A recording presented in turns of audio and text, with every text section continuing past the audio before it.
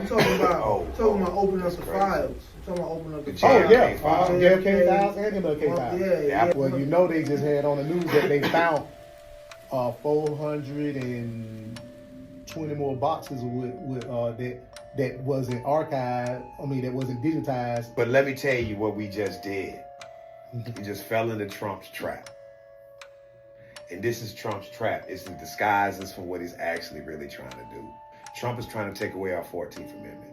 Yeah. He's trying to take our natural right, citizenship. The mass migration of sending the Mexicans, not really. He's trying to protect the border.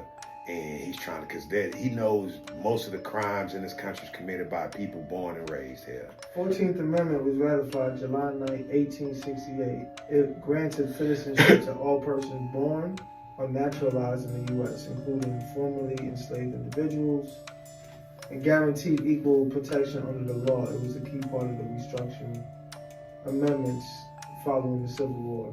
After the Civil War and that amendment was enacted, that's when they started doing convict leasing. In convict leasing, when we talked about that, there was a whole episode I was talking about. Convict leasing was basically, you know what I'm saying, enacted through the black codes. Exactly. And this stuff was written down. And the black codes is basically vagrancy laws, employment laws, any bullshit that lock anybody up, black guys up. Exactly. And what they'll do is they'll lock you up. They'll put you to work. And they'll put you to work. You'll lose your court case. They'll say, we'll lease this guy to this certain company for 6 months or a year. And then they're automatic another 6 months added to pay the court costs, the court fee. So you got a whole year of hard labor. And they're locking you up in cells and they're not treating you properly. A lot of people died, black and white. A lot of colors, but mostly black. Black and white, we don't know how to pick cotton.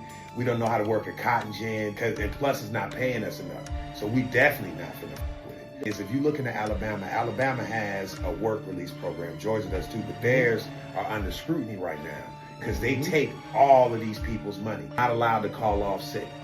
You can't quit your job. So they driving these guys into the ground, and they're taking 60% of their income. The jail is, and then there's another money that they got to pay, like some type of surcharge or something on that. So they're only getting paid like 25% of their check. And you can enact something like that federally, and you can lease people off, at least out of the federal prisons, and then the states will follow, lease people off. And I think that could be common practice for businesses.